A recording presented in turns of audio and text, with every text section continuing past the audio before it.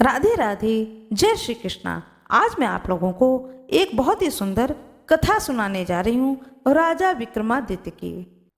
चौबोली एक राजकुमारी थी जिसने अपने महल के आगे एक ढोल रखवा रखा था कि जिसे भी उससे शादी करने का प्रयास करना होता था वह आकर के ढोल पर डंके की चोट मार सकता था।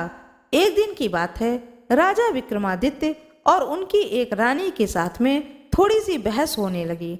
रानी कहती है, यदि मैं रूठ गई तो आपके पास में मेरी जैसी रूपवती व गुणवान पत्नी कहाँ मिलेगी। राजा विक्रमादित्य कहते हैं कि मैं तो तेरे से भी सुंदर व गुणवान ऐसी पत्नी ला सकता हूँ जिसका कि तू किसी तरह से मुकाबला ही नहीं कर सकती। रानी बोली, यदि ऐसी बात है तो फिर चौबेली को पकड़कर लाओ, तब जानूं। राजा तो उसी वक्त चौबोली से प्रणय करने चल पड़े। चौबोली बहुत ही सुंदर, रूपवती, गुणवान तो थी ही। हर राजा उसे विवाह करने की इच्छा रखते थे, पर चौबोली ने भी एक शर्त रखी हुई थी कि जो व्यक्ति रात के 4 प्रहर में से 4 बार उसके मुख से बुलवा देगा तो वह उसी रात उससे विवाह कर लेगी, और यदि ना बुलवा सका तो वह उसे कैद कर लेगी। अब तक कोई 160 राजा प्रयास कर चुके थे और अपने प्रयास में विफल हो गए, और उन सभी राजाओं को चौबोली ने अपने ही कैद खाना में कैद कर लिया था। चौबोली ने अपने महल के आगे एक ढोल रखवा रखा था कि जिसे भी उससे शादी करने का प्रयास करना होता वह आकर के ढोल पर डंके की चोट मार सकता था। राजा विक्रमादित्य भी अपनी पत्नी से शर्त लगा करके वहां पर पहुंच जाते हैं और ढोल पर जोरदार चोट मारते हैं। जब चोट मारते हैं तो चौबोली को आने की सूचना दी जाती है। चौबोली ने सायन ही राजा को अपने महल में बुला लिया और उनके सामने 16 श्रृंगार करके बैठ गई। राजा ने वहां जाने से पहले अपने 4 वीर, जो कि अदृश्य हो सकते थे व रूप बदल सकते थे, को अपने साथ ले लिया था और उन्हें समझा दिया था कि उनके साथ चौबोली के महल में रूप बदल करके छुप जाएं। राजा विक्रमादित्य चौबोली के सामने बैठ गए। चौबोली तो बोले ही नहीं, ऐसे चुपचाप बैठी रही जैसे कि कोई पत्थर हो। पर राजा भी आखिर राजा थे, वह थे राजा विक्रमादित्य। वह चौबोली के पलंग से बोलते हैं। पलंग बोलेगी तो चौबोली सुनेगी। पलंग में छुपा राजा का एक वीर बोलने लगा, राजा आप यहाँ आकर के फंस गए हैं। खैर, मैं आपको एक कहानी सुनाता हूँ, आप हुंकारा दीजिए, कम से कम 1 प्रहर तो कट ही जाएगा। पलंग बोलने लगा तो राजा हुंकारा देने लगा। अब वह पलंग बोलने लगा, एक कहानी सुनाने लगा कि एक राजा का और एक साहूकार का बेटा, दोनों में तगड़ी दोस्ती थी। साथ सोते, साथ खेलते थे, साथ आते थे, साथ जाते थे। एक भी पल एक दूसरे से दूर नहीं होते थे। दोनों ने आपस में तय कर रखा था कि वे दोनों कभी भी अलग नहीं होंगे। दोनों की शादियां हो गई थीं, दोनों की ही पत्नी मायके में बैठी हुई थी। एक दिन साहूकार अपने बेटे से बोला कि बेटे, तेरी बहू मायके में बैठी है, जवान हो, उसे ज्यादा दिन वहां नहीं छोड़ा जा सकता है, जाओ जाकर उसे ले आओ। बेटा बोला, बापू आपका हुक्म सिर माथे पर, जाऊं कैसे? मैंने तो कुंवर से वादा कर रखा है कि उसे छोड़कर कहीं भी अकेले नहीं जाऊंगा। साहूकार ने सोचते हुए कहा कि बेटा, तुम दोनों में ऐसी ही मित्रता है तो एक काम कर, राजा के बेटे को भी अपने साथ अपने ससुराल ले जा। पर एक बात का ध्यान रखना, तेरे ससुराल में उसकी खातिर, उसकी प्रतिष्ठा के हिसाब से अवभगत होनी चाहिए। आखिर दोनों मित्र साहूकार के बेटे के ससुराल चल दिए।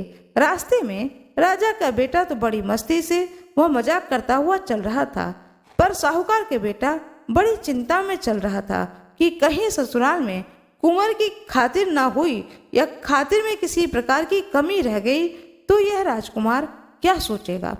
चलते चलते रास्ते में एक देवी का मंदिर आया। जिसके बारे में ऐसी मान्यता थी कि वहां देवी के आगे जो मनोरथ मांगो वह पूरा हो जाता है।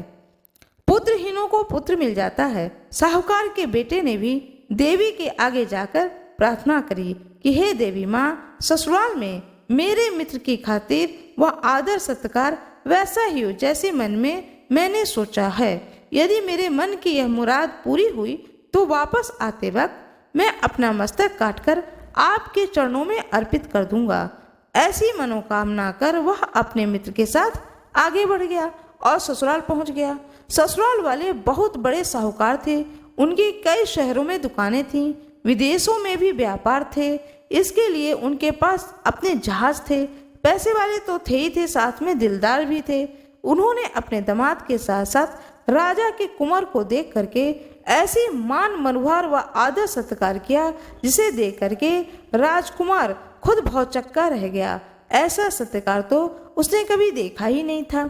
दोनों लोग 10 दिन वहां पर रहते हैं। साहूकार के बेटे की वधू को लेकर दोनों लोग वापस चलने लगते हैं। रास्ते में राजा का बेटा तो किए आदर सत्कार की प्रशंसा करता है। साहूकार के बेटे ने जो मनोरथ किया था वो पूरा हो गया। रास्ते में देवी का मंदिर आता है तो साहूकार का बेटा रुक जाता है और बोलता है कि आप लोग चलें, मैं दर्शन करके आता हूँ। राजा का बेटा कहता है कि मैं भी चलूं, दोनों साथ साथ दर्शन कर लेते हैं। साहूकार का बेटा कहता है कि नहीं नहीं, मैंने अकेले में ही दर्शन करने की मन्नत मांगी है, इसलिए आप रुकिए। साहूकार का बेटा मंदिर में गया और अपना शीश काटकर देवी के चरणों में चढ़ा दिया।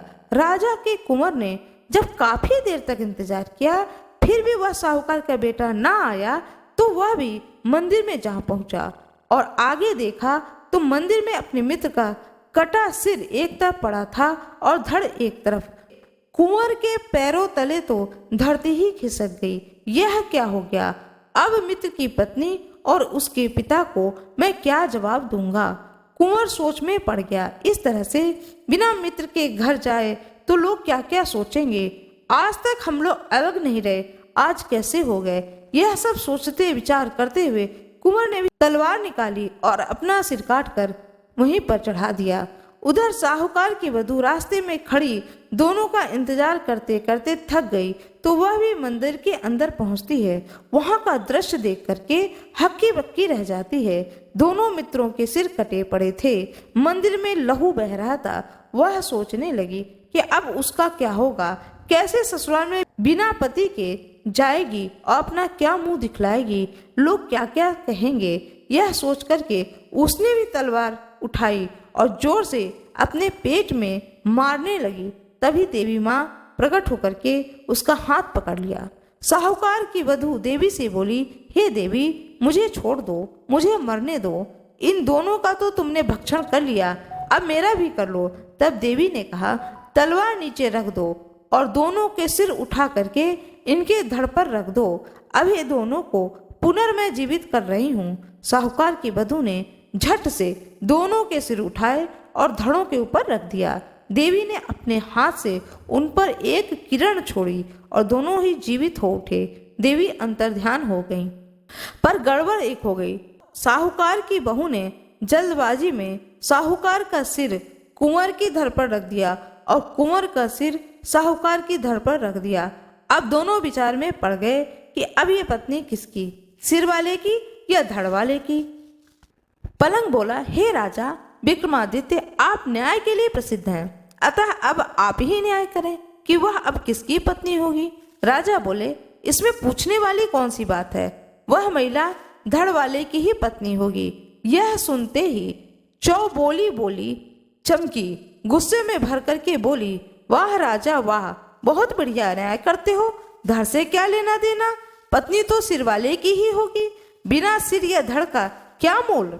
राजा बोला, आप जो कह रही वही सत्य है। बजा रे ढोली ढोल। चौबोली बोली, पहला बोल। और ढोली ने ढोल पर जोरदार डंका मारा था।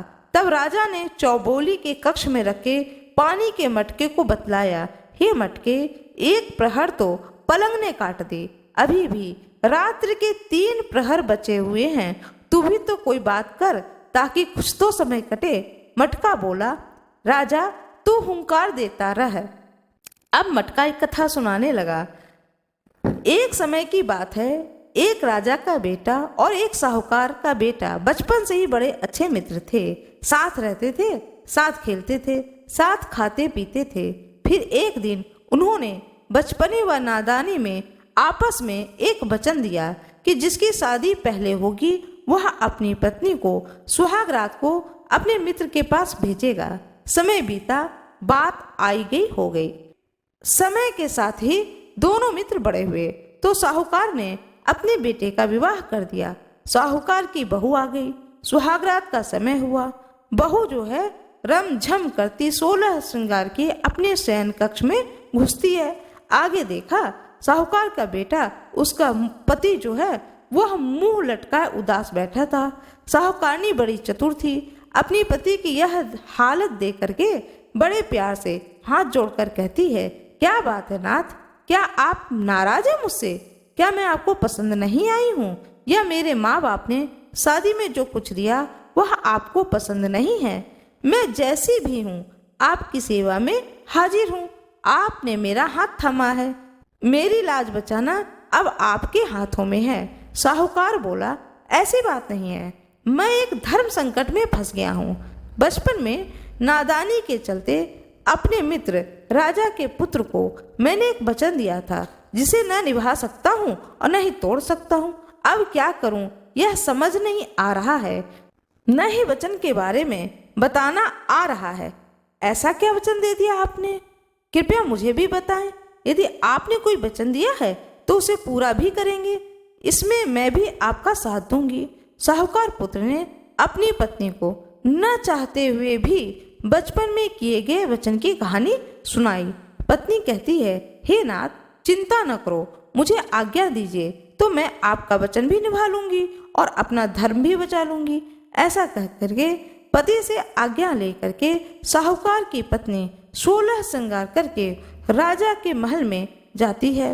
रास्ते में उसे चोर मिलते हैं। उन्होंने गहनों से लदी साहूकार पत्नी को लूटने के इरादे से रोक लिया। साहूकारनी चोरों से कहती है, अभी मुझे छोड़ दीजिए, मैं एक जरूरी कार्य से जा रही हूँ। वापस आकर के सारे गहने जेवरात उतार कर आपको दे दूंगी, यह मेरा वादा है, पर आप मुझे मत रोकिए, इस समय मुझे जाने दीजिए। चोर बोला, तेरा क्या भरोसा, जाने के बाद आए कि ना आए? आए भी तो सिपाहियों के साथ आ जाए। साहूकारनी बोली, मैं आपको वचन देती हूँ, मेरे पति ने एक वचन दिया था, मैं आज उसे पूरा करने जा रही हूँ। वह पूरा करते ही मैं आपको दिए हुए वचन को भी पूरा करने अवश्य ही आऊंगी। चोरों ने आपस में सलाह की कि देखते हैं यह वचन पूरा करती है या नहीं। यदि नहीं आती है तो कोई बात नहीं है, एक दिन का लूट का माल न सही। साहूकारनी रमझम करती हुई कुंवर के महल की सीढ़ियां चढ़ जाती है। कुंवर पलंग पर अपने कक्ष में सो रहा होता है। साहूकारनी ने कुंवर के पैर का अंगूठा मरोड़ कर जगाया। जागो कुंवर सा। कुंवर चौंक करके जाग जाते हैं। वो देखते हैं कि उनके कक्ष में इतनी रात गए एक सुंदर स्त्री 16 श्रृंगार की खड़ी है। कुंवर को लगा कि जैसे वह कोई सपना देख रहे हैं, इसलिए कुंवर ने बार बार आंखें मल करके देखा और बोला, हे देवी, तुम कौन हो, कहाँ से आई हो, और इस तरह से इतनी रात्रि पर तुम्हारा यहाँ आने का क्या प्रयोजन है? साहूकार की पत्नी बोलती है कि मैं आपके बचपन के मित्र साहूकार की पत्नी हूँ। आपके व आपके मित्र के बीच बचपन में तय हुआ था कि जिसकी शादी पहले होगी वह अपनी पत्नी को सुहाग रात में अपने मित्र के पास भेजेगा। सो उसी वचन को निभाने हेतु आपके मित्र ने आज मुझे सुहाग रात्रि के समय आपके पास भेजा है। कुंवर को यह बात याद आ जाती है और बहुत ही वह शर्मिंदा हो जाता है और अपने मित्र की पत्नी से कहता है, हे देवी, मुझे माफ कर दीजिए, ये तो बालपन में नादानी हुई थी, आप तो मेरे लिए माँ और बहन के समान है। कह करके कुंवर ने मित्र की पत्नी को बहन की तरह चुनरी सिर पर उड़ाई और एक हीरे मोती से भरा थाल भेंट करके विदा कर दिया। साहूकारनी वापस आई। चोर रास्ते में ही खड़े थे, उनका इंतजार कर रहे थे। उसे देख करके आपस में चर्चा करने लगे कि यह औरत तो जवान की पक्की है। साहूकारनी ने चोरों के पास आकर बोला, यह हीरे मोतियों से भरा थाल रख लीजिए, ये तुम्हारे भाग्य का ही है और मैं अपने गहने उतार कर भी आपको दे देती हूँ। कह करके साहूकारनी अपने एक एक करके सभी गहने उतारने लगी। चोरों को यह देखकर बड़ा ही आश्चर्य हुआ। वे पूछने लगे कि पहले तो यह बता कि तू गई कहाँ थी और हीरे भरा थाल तुझे किसने दिया। साहूकारनी ने पूरी बात विस्तार से चोरों को बताई। सुनकर चोरों के मुंह से निकला, धन है ऐसी औरत जो अपने पति का वचन निभाने के लिए कुंवर जी के पास गई, और वह धन है कुंवर जी जिन्होंने इसकी मर्यादा की रक्षा की। वह आदर करते हुए इसे अपनी बहन बना करके इतने महंगे हीरे भेंट किए। ऐसे चरित्रवान और धर्म पर चलने वाली औरत को तो हमें भी बहन मानना चाहिए। और उन चोरों ने भी उसे बहन मान उसका सारा धन लौटाते हुए उसके पास जो थोड़ा बहुत लुटा हुआ धन था उसे भी भेंट कर उसे सुरक्षित उसके घर तक पहुंचा दिया। अब मटकी राजा से कहता है, हे राजा विक्रमादित्य, आपने बहुत बड़े बड़े न्याय किए हैं। आप बताइए इस मामले में किसकी भलस मानस है, बड़े चोरों की या कुंवर की? राजा बोला, यह तो साफ है कि कुंवर की भलमनसाहत ज्यादा बड़ी है। इतना सुनते ही चौबोली को गुस्सा आ गया और वह गुस्से में राजा से बोली, अरे राजा, तेरी अकल कहाँ चली गई है? क्या ऐसी न्याय करके तू लोकप्रिय हुआ है? इस मामले में चोर बड़े भले मानस निकले। जब साहूकार ने चोरों को वचन के मुताबिक इतना धन दे रही थी, फिर भी उन चोरों ने उसे बहन बना करके पास में जो धन था उसे भी दे दिया। इसलिए इसमें चोरों की भलमनसाहत है ज्यादा बड़ी है। राजा कहते हैं, चौबोली ने भी जो न्याय किया वह खड़ा है। बजा रे ढोली ढोल। चौबोली बोली, दूजे बोल। और ढोली ने नगारे पर जोर से दे मारी ढोल। अब राजा चौबोली के महल की खिड़की से बोला, 2 घड़ी रात तो कट गई, अब तू ही कोई बात कह ताकि तीसरा पहर भी कट जाए। खिड़की बोली, ठीक है राजा, आपका हुक्म सिर माथे पर। मैं आपको भी एक कहानी सुना रही हूँ, आप हुंकारा देते जाना। खिड़की राजा को कहानी सुनाने लगी कि एक गांव में एक ब्राह्मण और एक साहूकार के बेटे के बीच बहुत गहरी मित्रता थी। जब वे जवान हुए तो एक दिन ससुराल अपनी पत्नियों को लेने के लिए एक साथ रवाना हुए। कई दूर रास्ता काटने के बाद आगे दोनों के ससुराल के रास्ते अलग अलग हो गए। अतः अलग अलग रास्ता पकड़ने से पहले दोनों ने सलाह मशविरा किया कि वापसी में जो पहले यहाँ पहुँच जाए वह दूसरे का इंतजार करे। ऐसी सलाह कर दोनों अपने अपने ससुराल का रास्ता पकड़ लिए। साहूकार के बेटे के साथ एक नाई भी था। ससुराल पहुंचने पर साहूकार के साथ नाई को देखकर एक बुजुर्ग महिला ने अन्य महिलाओं को सलाह दी कि जवाई के साथ जो नाई को खातिर में कहीं भी कोई कमी न रह जाए, वरना वह हमारी बेटी के ससुराल में जाकर हमारे बहुत ही उल्टी सीधी बातें करेगा। इसकी बढ़िया खातिर करोगे तो वहां जाकर हमारी तारीफों के पुल पूरे गांव में बांधेगा, इसलिए इसकी खातिर में कोई कमी न रहे। बस फिर क्या था, घर की बहू बेटियों ने बुढ़िया की बात को पकड़ ली और नाई की बहुत खातिरदारी की। वे अपनी जमाई को पूछे या न पूछे, पर नाई को हर काम से पहले जरूर पूछते थे। खाना खिलाना हो तो पहले नाई से, बिस्तर लगाना हो तो पहले नाई के। साहूकार का बेटा अपने ससुराल में मायूस हो और नाई उसे देखकर अपने मूछें मड़ोरे, यह देख करके मन ही मन दुखी हो साहूकार के बेटे ने वापस जाने की जल्दी की। ससुराल वालों ने भी उसकी पत्नी के साथ उसे विदा कर दिया। अब रास्ते में नाई साहूकार पुत्र से मजाक करते चला कि ससुराल में नाई की इज्जत ज्यादा रही न कि जमाई की। जैसे जैसे नाई ये डायलॉग बोले, साहूकार का बेटा मन ही मन जल भुन जाए, पर नाई को इससे क्या फर्क पड़ रहा, उसने तो अपनी डायलॉग बाजी जारी रखना। ऐसे ही चलते चलते काफी रास्ता कट गया। आधे रास्ते में ही साहूकार के बेटे ने इसी मनुहार वाली बातों पर गुस्सा करके अपनी पत्नी को छोड़ नाई को साथ लेकर चल दिया। इधर बीच रास्ते में छोड़ देने पर साहूकार की बेटी बहुत दुखी हुई और उसने अपना रथ वापस अपने मायके की ओर मोड़ लिया। पर वह रास्ता भटक गई और किसी अनजाने नगर में पहुंच गई। नगर में घुसते ही एक मालण नाम का घर था। साहूकारनी ने अपना रथ रोका और कुछ धन देकर मालण से उसे अपने घर में रहने के लिए मना लिया। माली ने अपने बगीचे के फूलों से माला आदि बना करके राजमहल में सप्लाई करता था। अब माली फूल तोड़ करके लाए। साहूकारनी नित्य नए डिजाइन के गजरे, माला आदि बना करके उसे राजा के पास ले जाने के लिए दे दे।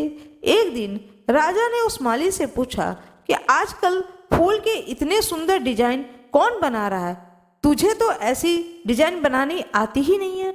मालिन ने कहा कि हे राजा, मेरे घर में एक स्त्री आई हुई है। वह बहुत ही गुणवती है। वह ऐसी सुंदर सुंदर कारीगरी जानती है। राजा ने हुक्म दे दिया कि उसे हमारे महल में हाजिर किया जाए। अब क्या करे? साहूकारनी ने बहुत मना किया, पर राजा का हुक्म कैसे टाला जा सकता था। साहूकारनी को तो राजा के सामने हाजिर किया गया। राजा तो उस रूपवती को देखकर उस पर आसक्त हो गया कि ऐसी सुंदर नारी तो उसके महल में कोई नहीं है। सो राजा ने हुक्म दिया कि इसे महल में भेज दिया जाए। साहूकारनी बोली, हे राजन, आप तो गांव के मालिक होने के नाते मेरे पिता के समान हैं। मेरे ऊपर कुदृष्टि मत रखिए और मुझे छोड़ दीजिए। पर राजा कहाँ मानने वाला था, नहीं माना। अतः साहूकारनी बोली कि आप मुझे सोचने हेतु 6 माह का समय दीजिए। राजा ने समय दे दिया।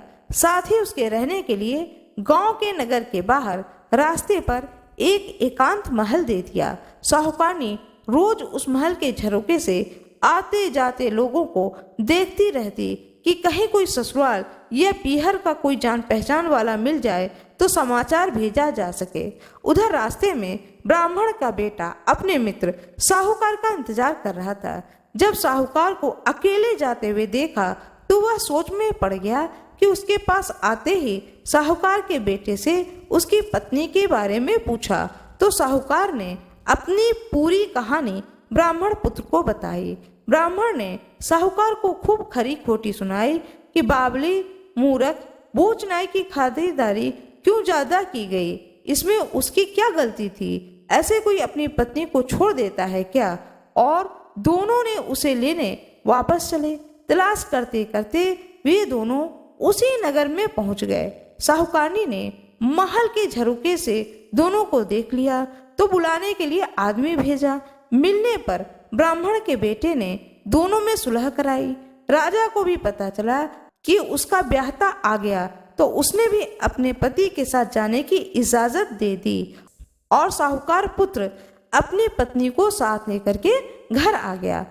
कहानी पूरी करके खिड़की ने राजा से पूछा, हे राजा, आपकी न्याय की प्रतिष्ठा तो 7 समुंदर दूर तक फैली हुई है।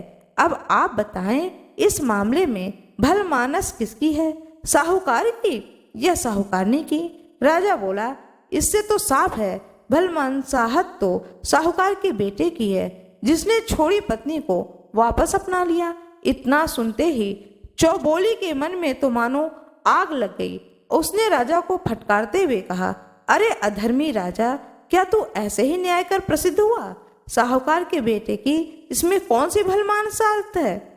भलमानसाहत तो साहूकार की पत्नी की थी, जिसे निर्दोष होने के बावजूद साहूकार ने उसे छोड़ दिया था और उसे रानी बनने का मौका मिलने के बावजूद वह नहीं मानी और अपने धर्म पर अडिग रही। धन्य है ऐसी स्त्री। राजा बोला, हे चौबोली, बोली तो चौबोली बोली, आपने जो न्याय किया वह तो न्याय सही है। बजारे ढोल। चौबोली बोली, तीजो बोल। और ढोली ने नगारे पर जोर पे धैं धैं 3 ढोल मार दी। इस तरह से 3 प्रहर कटने के बाद 3 बार चौबोली के मुंह से बोल बुलवाने में राजा विक्रमादित्य सफल रहे और चौबोली भी पहले से ज्यादा सतर्क हो गई। अब चौथी बार नहीं बोलना है। राजा ने चौबोली के हार को बतलाया कि हे हार, किसी तरह से 3 प्रहर तो कट गए, अब चौथा प्रहर है, तू ही कोई कहानी सुना। अब हार कहता है कि हाँ महाराज सुनो, मैं कहानी सुनाता हूँ, तुम हुंकारी देते रहना। एक ब्राह्मण, एक सुनार, एक दर्जी, एक खाती, 4 मित्र थे।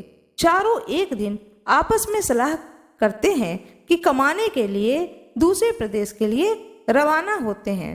पूरे दिन चलने के बाद एक जगह वे रात्रि विश्राम के लिए रुकते हैं और वहां चारों ने फिर सलाह की कि कहीं ऐसा ना हो जाए कि रात को सोते समय कोई हमारा सामान चुरा ले, तो एक एक रात में बारी बारी से पहरा लगाते रहेंगे। सबसे पहले पहरे पर खाती बैठा है। चूंकि वह भी दिन भर पैदल चलने के कारण थका हुआ था, सो थोड़ी देर में नींद आने लगती है। वह सो कैसे सकता था। खाती ने नींद भगाने के लिए पानी से मुंह धोया, इधर उधर देखा तो उसे लकड़ी का टुकड़ा पड़ा दिखाई दिया। उसने समय बिताने के लिए, नींद ना आए इसके लिए, उस लकड़ी के टुकड़े को लेकर के अपने औजार से तराश करके एक पुतली बना दी और साथ ही उसी पुतली के हाथों में चूड़ियां भी पहना दी। इतनी देर में एक प्रहर बीत गया। अब दर्जी की पहरा देने की बारी आई। दर्जी ने उठ करके मुंह धोया, इधर उधर देखा तो उसे खाते की बनाई लकड़ी की पुतली दिखाई दी।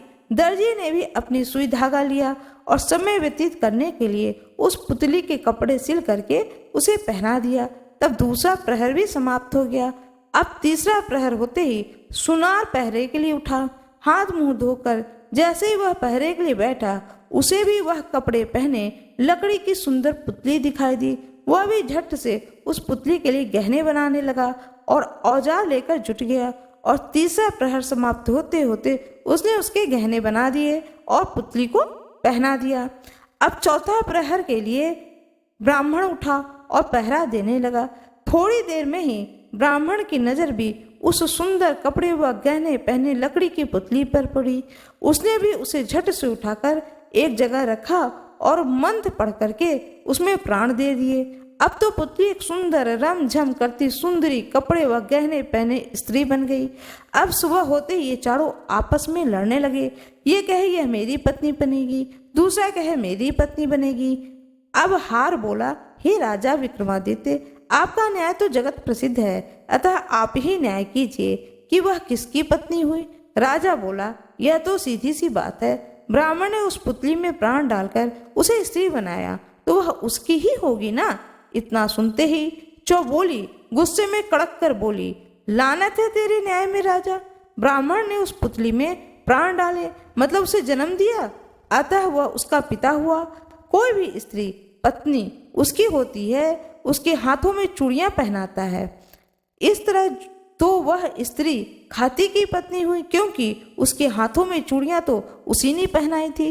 राजा बोला, शाबाश।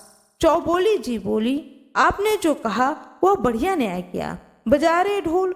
चौबोली बोली, चौथा बोल। सुनते ही ढोल ने जोर से 4 बार ढोल पे दे मारा। इस तरह चौबोली चारों प्रहर में बोलकर हार गई और राजा विक्रमादित्य जीत गए। दोनों की शादी हो गई।